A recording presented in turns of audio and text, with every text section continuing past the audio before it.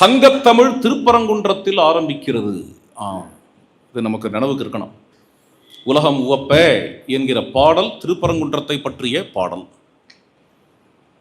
இப்பொழுது நாம் பார்க்க போவது திருமுருகாற்றுப்படையில் 176வது வரியிலிருந்து 189வது வரி வரை. இது திருவேரகம் என்கின்ற சுவாமிமலையை பற்றிய பாடல். இங்கு எப்படி வேதம் ஓதுகிறார்கள் என்கிறதை காட்டுகிறார் புலவர். 2 எய்திய இயல்பினின் வழா அது இருவர் சுட்டிய பல்வேறு தொல் குடி 4 இரட்டி இளமை நல்லி ஆண்டு ஆறினின் கழிப்பிய அறநவில் கொள்கை 3 வகை குறித்த முத்தி செல்வத்து இருபிறப்பாளர் பொழுது அறிந்து நுவல 9 கொண்ட 3 புரி நூன் ஞான் புலரா காழகம் புலர உடி உச்சி கூப்பிய கையினர் தற்புகழ்ந்து 6 எழுத்து அடக்கிய அருமறை கேள்வி நா இயல் மருங்கில் நவிலப்பாடி விரை உரு நறு மலர் ஏந்தி பெரிது உவந்து ஏரகத்து உரைதலும் உரியன் அதா அன்று 2 எய்திய என்பது 6 கருமங்களை விடாமல் செய்து கொண்டு இருக்கக்கூடிய இந்த 6 கருமங்களை நமது தர்மசாஸ்திரங்கள் அத்தியனம், அத்தியாபனம், யஜனம், யாஜனம், தானம், பிரதிக்கிரகம் என்று கூறுகின்றன. அத்தியனம் என்பது வேதத்தை கற்றுக்கொள்ளுதல், அத்தியாபனம் அதை மற்றவர்களுக்கு சொல்லிக் கொடுத்தல், யஜனம் வேள்வி நடத்துதல், வேள்வி செய்தல், யாஜனம் வேள்வி நடத்துதல், அதன் பிறகு தானம் வாரி வழங்குதல், பிரதிக்கிரகம் தானம் வாங்குதல். இவ்வாறையும் தன்னுடைய அனுஷ்டானங்களாக கொண்டிருப்பவர்கள் என்கின்ற பொருளை பழைய உரைகாரர் நச்சினார்க்கினியார் கொடுப்பது சரியே. எதை கொண்டு சரி என்றால், ஒரு இலக்கிய தொகையிலேயோ அல்லது இலக்கியத்திலேயோ ஓரிடத்தில் உள்ள விஷயத்தை அதற்கு விளக்கம் தேட வேண்டும் என்றால் அதே இலக்கியத்திலேயே நாம் வேற ஒரு இடத்திலிருந்து விளக்கம் தேடுவது பிரைமரி சோர்ஸ் ஆகும். வேதேன வேதோ விஜ்ஞேயா. வேதத்தில் ஒரு இடம் புரியவில்லை என்றால் வேற ஒரு இடத்திலிருந்து புரிந்து கொள்ளலாம். அது மாதிரிதான் சங்கேன சங்கோ விஜ்ஞேயா. சங்கத்தொகையில் ஓரிடத்தில் ஒரு வாக்கியம் புரியவில்லை என்றால் வேறொரு இடத்தில் புரிந்து கொள்ளலாம். 2 எய்திய என்பதற்கு விளக்கம் வேறு ஒரு இடத்தை தேடுவோம். 10 24வது பாடல், அதில் 6வது வரி. ஒவ்வொன்றத்தையும் நம்பரையும் சொல்றேன். இந்த பின்னாடி யாராவது யூடியூப்பை பார்த்துட்டு ரெஃபர் பண்ணணும்னா தாராளமாக பண்ணிக்கலாம். 10 வருது. இந்த சொன்னேன் இல்லையா, அத்தியனம், அத்தியாபனம், யஜனம், யாஜனம், தானம், பிரதிக்கிரகம் என்கிற 6 தொழில். அதை பற்றி கூறுகிறார். ஓதல் வேட்டல் அவை பிறர் செய்தல் ஈதல் ஏற்றல் என்று 6 புரிந்து ஒழுகும் அறம்புரி அந்தணர் வழிமொழிந்து ஒழுகி என்று கூறுகிறார். 10 சங்க இலக்கியம். முக்கியமான விஷயம் அதெல்லாம். ஏன்னா நமக்கு இங்க நான் சங்க இலக்கியத்தை கடந்து போகவே இல்லை. இன்னைக்கு நாளைக்கும் முழுக்க அதை வச்சுதான் பேச போறேன். ஓதல் வேட்டல் அவை பிறர் செய்தல். ஓதல் என்பது வேதத்தை ஓதுதல், வேட்டல் வேள்வி செய்தல், மற்றோருக்கு அதை செய்வித்தல், இது 4. ஈதல் தானம் செய்தல், ஏற்றல், இந்த 6ஐயே 6 தொழிலாக கூறுகிறார் 10. அதையே தான் இங்கேயும் திருமுருகாற்றுப்படையில் 2 எய்திய இயல்பினின் வழாது. இப்பேற்பட்ட இந்த 6 கர்மானுஷ்டானங்களில் ஒரு காலம் விடாமல் வாழ்ந்து கொண்டு இருக்கக்கூடிய, தலைமுறையாக வாழக்கூடிய இருவர் சுட்டிய என்கிறது தாய் தந்தையர் திரிபிரேத்திய சந்திம் அப்படின்னு வரும் கட்டோபனிஷத்துல. தாய் தந்தை என்கிறது இருவர், அவர்களுடைய குழந்தையா. இது என்ன விஷயமா? இது மேட்ரா? இது எல்லாருமே தாய் தகப்பனோட பிள்ளை தானேயா அப்படின்னா இது எப்போ மேட்டர் அப்படிங்கிறது இன்னைக்கு நன்னா புரியும். அவர் காலத்தில் அவர் எப்படி சொன்னாரோ அந்த அளவுக்கு தொலைநோக்கு உடையவர் அவர்னு தெரிகிறது. யாரு? நக்கீரன். அவர் தான் புலவரிங்க. எந்த அளவுக்கான தொலைநோக்கு உடையவராக இருந்திருக்கணும் அவர், இன்னைக்கு புரியும் நமக்கு. அதாவது ஒரு ஆளுக்கு என்ன, ஒரு ஆளுக்கு ஒரு குழந்தை இருக்கு என்றால் அந்த குழந்தைக்கு வாழ்நாள் முழுவதும் தந்தையாக இருப்பதற்கு ஒருவன் பொறுப்பை ஏற்க வேண்டும், தாயாக இருப்பதற்கு ஒருவள் பொறுப்பை ஏற்க வேண்டும். இது சாத்தியமா என்று கேட்கக்கூடிய ஒரு மோசமான சமூகத்தில் நாம் வாழ்ந்து கொண்டிருக்கிறோம். நமக்கெல்லாம் தெரியாது. ஏன்னா நாம் இருப்பது மதுரையில், மதுரமான மதுரை. அதிலும் என்ன என்றால் இங்கே உள்ள பெரும்பாலானோர் எல்லாம் ஒரு 40 வயசு கடந்தவர்களாக இருக்கிறீர்கள். நான் சொல்லுவது இளைஞர்களுக்கு புரியும். உங்களுடைய பேரம்பேத்திகள்கிட்ட போய் கேட்டு பாருங்க, புரியும். ஏன்னா இலக்கு வேற எங்கேயோ இருக்கு. மதுரையில் அமர்ந்திருந்தாலும் வேற எங்கேயோ இலக்கு. மேலே எங்கே போய் வாழப்போகிறோம், எங்கேயாவது வெளிநாடுகளுக்கு போகலாமான்னு. வெளிநாட்டு கல்ச்சர், வெளிநாட்டு உணவு முறை, இங்கே வெளிநாடுகள் போய் பார்த்தால் தான் தெரியும். அதாவது 4 வருடங்களுக்கு ஒரு முறை தந்தையோ தாயோ மாறிக்கொண்டு இருப்பார்கள். அப்போ வாழ்நாள் முழுக்க ஒரு குழந்தைக்கு ஒரு தாய் ஒரு தந்தை என்று அமைவது என்கிறது எவ்வளவு அரிது, எவ்வளவு அருமை. அப்படி அமைவது எப்பேற்பட்ட பாக்கியம் என்கிறதை உணர்ந்து சொல்லுவது போல இருக்கு. இருவர் சுட்டிய பல்வேறு தொல்குடி என்கிறது. இப்படிப்பட்ட நிறைய தொல்குடி இருக்கிறது. வேதத்தை ஓதும் குடி, அந்த குடிக்கு தொல்குடி என்கிற பெயரை சூட்டுகிறார் இங்கு திருமுருகாற்றுப்படையில். திருவேரகத்தை சுற்றி அது மாதிரியான வேதத்தை ஓதும் குடி ஏராளமாய் இருந்திருக்கின்றன. இவர்களே தொல்குடி. இந்த தொல்குடி இருக்கிறதே அது பல்வேறு, அதுலேயும் விபாகங்கள் இருந்திருக்கின்றன. என்ன விபாகங்களாக இருந்திருக்கலாம்? இது அத்வைதி விசிஷ்டாத்வைதிங்கிற விபாகமா, ஐயர் ஐயங்கார்ங்கிற விபாகமா? அதெல்லாம் திருமுருகாற்றுப்படை அளவுக்கு பழையது என்று எனக்கு தோணவில்லை. திருமுருகாற்றுப்படையில் இங்கு பல்வேறு தொல்குடி என்று சொல்லுவது வேத சாக்கைகளை சொல்லுகிறார். யஜுர்வேதிகள், ருக்வேதிகள், அப்புறம் சுக்ல யஜுர்வேதிகள், இது காண்வ சாக்கை, இது மாத்தியந்தின சாக்கை என்று பல்வேறு தொல்குடி. 64 இரட்டி இளமை நல்லியாண்டு, அதாவது கிட்டத்தட்ட ஒரு 48 வயது வரைக்கும் அவர்கள் மிகப்பெரிய தவத்திலேயே வாழக்கூடியவர்கள்.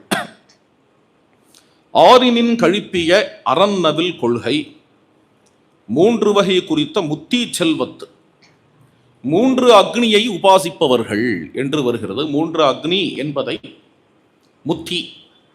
முத்தி என்பதை உரைகாரர் கூறுகிறார். பழைய உரைகாரர், நாற்சதுரம், முச்சதுரம், வில்வடிவம்.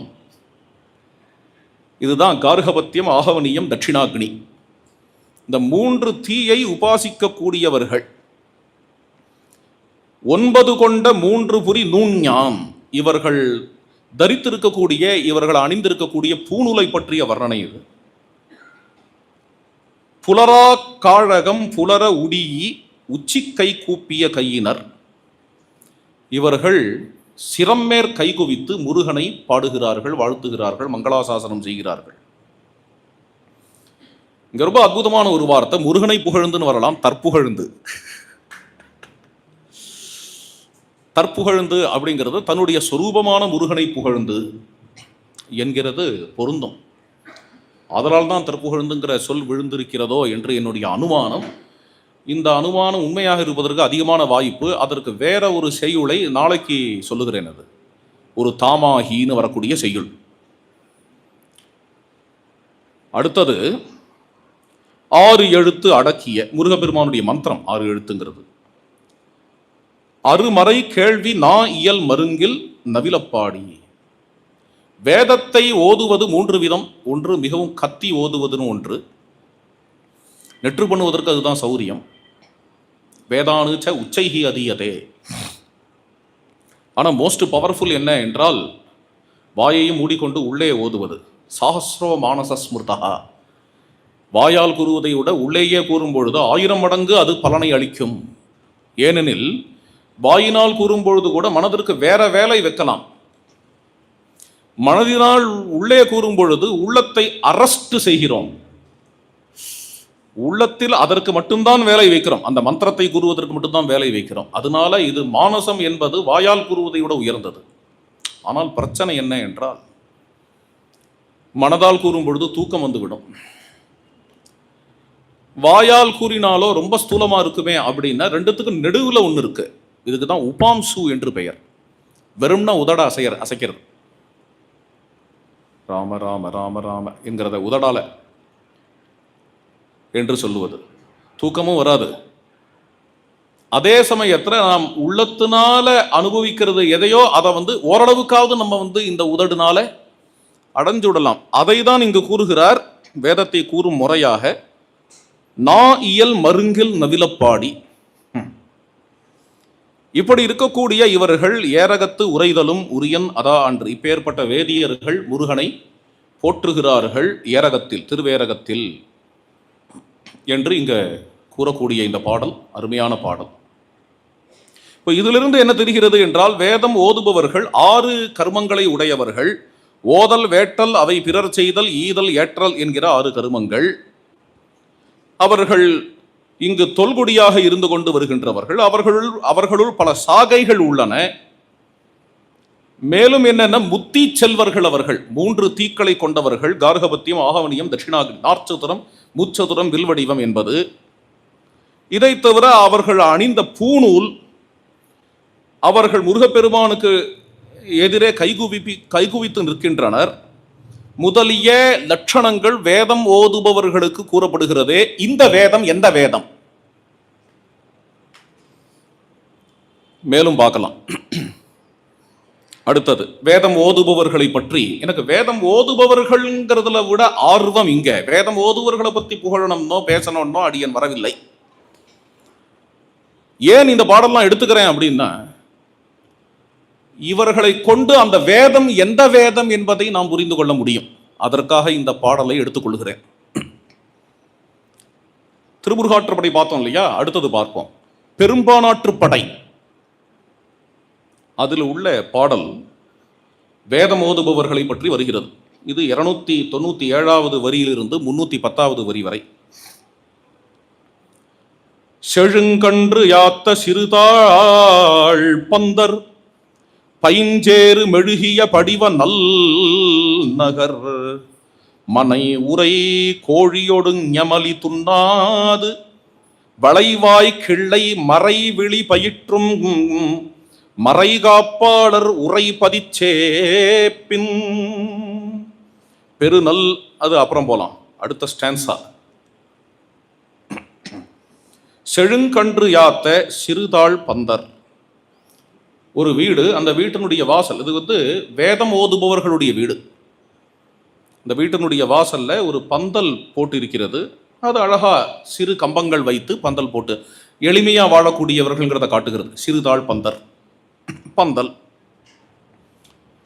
அது மட்டும் இல்ல, அந்த பந்தலில் இருக்கக்கூடிய கம்பத்தில் கன்று கட்டப்பட்டிருக்கிறது. ஆக அவர்கள் மாடு வளர்ப்பவர்கள் என்று தெரிகிறது. அதுக்கு அடுத்தது சொல்லுகிறார், அவர்கள் என்ன வளர்க்கலைங்கிறதையும் சொல்றார். அதை ஏன் சொல்றாருன்னு தெரியல. மனை உரை கோழியோடு ஞமலி துண்ணாது. சேவல், கோழி, ஞமலி என்பது நாய். இது வளர்க்காமல் கன்று வளர்ப்பவர்கள், மாடு வளர்ப்ப அந்த கன்றை கட்டி இருக்கிறார்கள் அந்த பந்தல் கம்பத்தில். பைஞ்சேறு மெழுகிய படிவ நல்நகர். சேறு மெழுகி இருக்கு. எங்கன்னா தெய்வ வழிபாட்டிற்கான ஒரு தலம் அந்த வீட்டில் இருக்கிறது. அங்க நன்கு சேறு மொழிகி இருக்கு. வெளியிலையும் வாச தெளிச்சிருக்கு. இதுதான் மறைகாப்பாளருடைய வீடு. மறைகாப்பாளர் உரை பதிச்சேப்பின். இதுக்கு அடுத்த ஸ்டான்ஸா, பெருநல்வானத்து வடவையின் விளங்கும் சிறு மீன் புரையும் கற்பின் நறு நுதல் வளைக்கை மகடு வயின் அறிந்து அட்ட சுடற்கடை பறவை பெயர்படு வத்தம். இதுக்கு பொருள் பார்த்து விடலாம். அப்படிப்பட்ட வீட்டிற்கு நாம் சென்றால் அங்க ஒரு அம்மா இருப்பாங்க. அந்த அம்மா அருந்ததியை போல் இருப்பாங்க. ஆகாயத்தில் உள்ள அந்த நட்சத்திரம் அருந்ததி நட்சத்திரம் போல விளங்கக்கூடிய எதுல இருப்பாங்கன்னா கற்பில் அருந்ததியை போல் இருப்பாங்க. அந்த அம்மா வளையல் குலுங்க நமக்கு வந்து எந்த விருந்து கொடுக்கிறாளோ அது அமுதமாய் இருக்கும். அதில் உள்ள அன்னம் இருக்கே பறவை பெயர்படு வத்தம், பறவை பெயர் கொண்ட அன்னம். அது என்னது என்று உரைகாரர் கூறுகிறார். இது வந்து ராஜான்னம், இராசான்னம். அதாவது தமிழ்ல அன்னம்னா ஹம்சம், ஸ்வான். ராஜான்னம்னா ராஜஹம்சம். சம்ஸ்கிருதத்தில் அன்னம் அப்படின்னா சோறுன்னு அர்த்தம். இங்க இராசான்னம் என்கிறது ஒரு விதமான அரிசி வகேரா. அந்த அரிசி வகேராவை இங்கே ஏன் கொண்டு வருகிறார் அப்படின்னா அதுக்கு உரைகாரர் சொல்லுகிறார், அதுதான் அக்னிக்கு ஆகுதியா கொடுப்பதற்கு சிறந்த அரிசி. அவர்கள் வீட்டில் அதுதான் இருக்கும். அந்த அரிசியால் சமைத்து அந்த விருந்து அருமையான விருந்தாக இருக்கும் என்று இந்த பாடலில் கூறுகிறார். அந்த வீட்டு சாப்பாடு எப்படி இருக்கும் என்கிறத இங்க மேல சொல்லுகிறார். சேதானருமோர் வெண்ணையின் மாதுளத்து உருப்புரு பசுங்காயி போழொடு கரி கலந்து கஞ்சக நறுமுறி அளையி பைந்துணர் நெடுமர கொக்கின் நறுவடி விதிர்த்த தகைமான் காடியின் வகைப்படப் பெருகுவீர். ஏராளமாக அங்கு போய் சாப்பிடுங்கள். விருந்தோம்பல். அந்த அருமையான விருந்து எப்படி இருக்கிறது என்றால், என்னமோ பெருசா விருந்தோம்பல்ங்கிறாரே, ஏதோ பெருசா ஏதோ சொல்ல போறார் அப்படின்னு பார்த்தான்னா கடைசியா நம்ம தயிர் சாதம், நம்ம பேரே அதானே, தயிர் சாதம். சேதா நறுமோர் வெண்ணையின், அது வெண்ணெய் கலந்த ஒரு தயிர் சாதம். அது மட்டும் இல்லை, அதுல வந்து மாதுளம்பழம், மாதுளம்பழத்தையும் கலந்து மாதுளத்து. அதுக்கப்புறம் உருப்புரு என்கிறது வேப்பம், அது கலந்து. பசுங்காய் போழொடு கறி என்கிறது அது தொட்டுக்கிறதுக்கு மிளகா பொடி. இட்லிக்கு தானே மிளகா பொடி தொட்டுப்போம், தயிர் சாத்துக்கு மிளகா பொடி தொட்டுக்கிற வழக்கம் உண்டு, தெரியும், ரொம்ப சுவாரஸ்யமா இருக்கும். பசுங்காய் போழொடு கறி கலந்து கஞ்சக நறுமுறி அளையி பைந்துணர் என்கிறது கருவேம்பு, கருவேம்பு இலை, நெடுமர கொக்கின் நறுவடி விதிர்த்த மாவடு, தொட்டுக்கிறதுக்கு மாவடு. இதோட கூடிய இந்த தயிர் சாதம் நாம் வெயிலில் நடந்து நடந்து வந்த விருந்தாளிகளுக்கு ஏராளமாய் கிடைக்கும் இடம், அங்கு போய் சாப்பிடுங்கள் என்று இந்த பாடல் அமைந்திருக்கிற விதம். இந்த பாடலிலிருந்து நமக்கு தேறுவது என்ன என்றால், மறைகாப்பாளர் எந்த வீட்டினுடைய வாசல்ல பந்தல் போட்டு கண்ணுக்குட்டியை நிறுத்தி வச்சு நாயை தவிர்ப்பார்கள், அப்படிப்பட்டவர்கள் காக்கும் வேதம் எது? அல்லது எந்த வீட்டுக்கு போனால் இங்கு சொல்லப்பட்ட விஷயங்கள் எல்லாம் கிடைக்கும், யாருக்கு இன்றைய தினம் வரைக்கும் தயிர் சாதம் என்று பெயர்? அப்படிப்பட்டவர்கள் காக்கும் வேதம் எது என்று சங்க இலக்கியம் காட்டும் வேதம் அதுவே என்பதற்காக இவ்வளவும் சொன்னேன். சேதா நறுமோர் வெண்ணையின் மாதுளத்து, மாதுளம் கலந்த தயிர் சாதம், இது ஒரு பக்கம். இன்னும் ஒரு விஷயம் இதை பற்றி பார்ப்போம். இது வந்து குறுந்தொகை, நல்ல வேளையா 2 நாள் எடுத்துட்டதுனால நம்மளால கொஞ்சம் நிதானமா போக முடியாது. குறுந்தொகை என்கிற சங்க இலக்கியம் 156வது ஸ்டான்ஸா இது. இது கொஞ்சம் இப்பொழுது பிரசித்தமான விஷயம்தான். இது காதலன் காதலி, அவர்களுக்குள்ள ஒரு காதல், அந்த மையலில் அந்த நோய்க்கு மருந்து தேடுகிறார்கள். அதற்கு ஒரு பிரம்மச்சாரி பையன், வேத பாடசாலை பையனை பார்த்து, எங்களுக்கு மருந்து உங்களுடைய மந்திரத்தில் இருக்கிறதா என்று கேட்கக்கூடிய பாடல் இருக்கிறது. அது வேற விஷயம். இகை வஸ்தம் ஆவிய உஷ்டம் முதலிய எந்த மந்திரங்களை ஜபம் பண்ணா, எந்த மந்திரத்தை சிரவணம் பண்ணா மறுபடியும் காதலன், அதாவது சதிபதிகள் சேரலாம், காதலன் காதலி சேரலாம். என்பதற்கான மந்திரங்கள் வேதத்தில் இல்லாம இல்லை. அதை கேட்கிற பாடலை நீங்க பார்த்தேன்னா, பார்ப்பன மகனே பார்ப்பன மகனே, செம்பு முறுக்கின் நல் நார் களைந்து தண்டோடு பிடித்த தாழ் கமண்டலத்து படிவ உண்டி பார்ப்பன மகனே, எழுதா கற்பின் நின் சொல்லுள்ளும் பிரிந்தோர் புணர்க்கும் பண்பின் மருந்தும் உண்டோ மயலோ இதுவே. பார்ப்பன மகனே என்கிறது வேத பாடசாலையைச் சேர்ந்த பிரம்மச்சாரி பாலகனே, செம்பு முறுக்கின் நல் நார் களைந்து தண்டோடு பிடித்த தாழ் கமண்டலத்து. அடேங்கப்பா, இது அந்த பையனுடைய கையில் இருக்கக்கூடிய பலாச தண்டம். அப்படிப்பட்ட இந்த பலாச தண்டத்தை கையால் பிடித்து கமண்டலையும் ஏந்தி நிற்கக்கூடிய, குருகுலத்துக்கான ஆகார நியமங்கள் கூட படிவ உண்டி பார்ப்பன மகனே, ஏ பார்ப்பன மகனே, பிரம்மச்சாரி பாலகனே, நீ கற்பது எழுதா கற்பு. வேதத்திற்கு மற்றொரு பெயர் சங்க இலக்கியங்களில் எழுதா கற்பு. எழுதா கற்பு என்றால் காதால் கேட்டு மனப்பாடம் செய்து வரவேண்டியது வேதம். அப்போ வேதத்தை எழுதவே மாட்டார்களா என்றால், எழுதுவது அதமபட்சம். அதமஹா லிகித பாட்டகா, வேதத்தை எழுதி படிப்பது என்கிறது முறைப்படி கேட்டு கேட்டு நெற்று பண்ணி வராமல் போனால் அதமபட்சமாக எழுதுவதை வைத்துக் கொண்டிருந்திருக்கிறார்கள். பொதுவாக வேதத்தை காதாலேயே கேட்டு நெற்று பண்ண வேண்டும். அது அந்த கல்ச்சரே நம்ம நேர பார்த்தா தான் புரியும். அதற்காக ஒரு 9 வருடங்கள் எடுத்து வைத்து அதற்கான விதிமுறைகளை அவர்கள் கையாண்டு காலையில் ஒரு 4:30 மணி நேரத்திற்கு எழுந்து இரவு 10 மணி வரைக்கும் பலவேறு விதமாக வேதத்தை சொல்லி சொல்லி சொல்லி சொல்லி உருவேத்தி, முன்னாடி சொன்னேனே அதுதான் சந்தை திருவை, அதன் பிறகு தரவாவிருத்தி ஆவிருத்தி என்கின்ற முறையில் திருப்பி திருப்பி திருப்பி வேதத்தை சொல்லி அந்த வேதத்தை உட்கொண்டு வாழக்கூடிய சில லட்சக்கணக்கான பேர்கள் இன்று வரை இருக்கின்றனர். அதற்கு ஏற்ற லைஃப் ஸ்டைல், அதற்கு என்ன உணவு உண்ணணும், அதெல்லாம் இல்லாத போனால் அந்த வேதம் வராது. அதற்கு எத்தனை மணிக்கு எழுந்துக்கணும், எத்தனை மணிக்கு படுக்கணும், எது மாதிரியான நியம நிஷ்டையில் இருக்கணும், இவ்வளவும் சேர்ந்து தான் அது.